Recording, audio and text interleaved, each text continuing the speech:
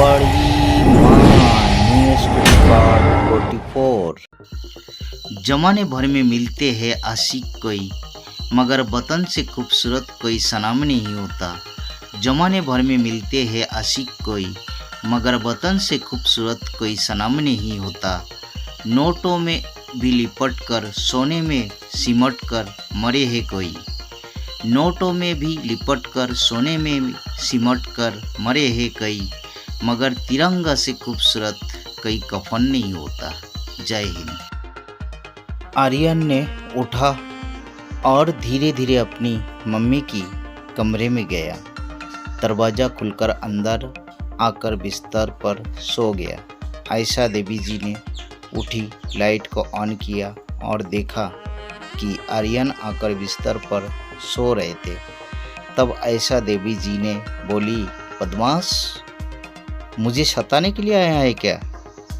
आर्यन ने फिर हंसने लगा और मम्मी से लिपट कर प्यार भरी झप्पी लिया और कहने लगा, मेरे प्यारे मम्मी, मुझसे नाराज हो गई क्या आप? हाय हाय, इतना सुकून। आयशा देवी जी ने बोली, जाओ मेरे पास से, मुझे अकेली में सोने दो, अपने पापा के पास जाकर सो जाओ।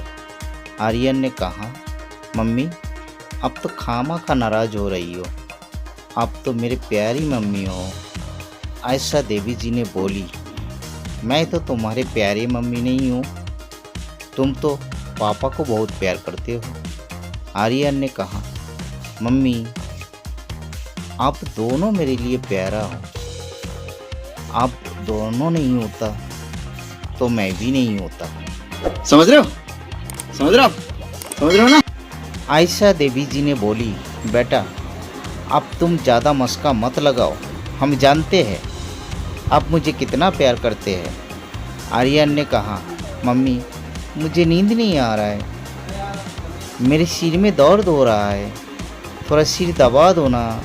आर्यन का तबीयत ठीक नहीं लग रहा था तो वहाँ थोड़ी देर के लिए चुप हो गया। आयशा देवी जी ने देखा आर्यन कुछ नहीं बोल रहा है तो आयशा देवी ने आर्यन की तरफ मुड़कर देखा और बोली, बेटा, क्या हुआ, आप चुप क्यों है? तो क्या नाचो मैं? आयशा देवी जी ने आर्यन का सिर पर हाथ रखा तो देखा शरीर बहुत गर्म हो रहा है। आयशा देवी जी ने आवाज़ लगाई, आर्यन का पापा? तो जय जी के पास जाकर बोला, देखो, भैंस बेचकर सो रहा है। आयशा देवी जी के आवाज़ सुनकर बोला, क्या हुआ है? आयशा देवी जी बोली, एक बार आर्यन को देखो तो। जय जी ने कहा, वो ठीक होगा, तुम जाओ, मुझे नींद आ रहा है। आयशा देवी जी बोली, उसका शरीर बहुत गर्म हो रहा है। अच्छा, हमको सिखा रिया है। जय जी ने झटपट उठकर आर्यन के पास जाकर सिर पर हाथ रखा और कहा, इसे तो बहुत तेज बुखार है। आयशा देवी जी ने बोली, उसका अस्पताल का दवाई रखा है, उसे लाकर खिला दूँ? जय जी ने कहा, हाँ, वो दवाई लेकर आओ, अभी खिला देते हैं, कल सुबह तक अगर ठीक नहीं होगा तो डॉक्टर के पास लेकर जाएंगे। आयशा देवी जी ने दवाई निकाल के आर्यन को उठाया और बोली, बेटा, दवाई खाना है। ये बड़ी अच्छी बात कही आप। आर्यन ने कहा, मम्मी, सिर में बहुत दर्द हो रहा है। आयशा देवी जी ने बोली, बेटा, दवाई खा लो, अभी कम हो जाएगी सिर दर्द। आर्यन ने दवाई खाया और फिर सो गए। मम्मी पापा दोनों बेटे के साथ सो गए।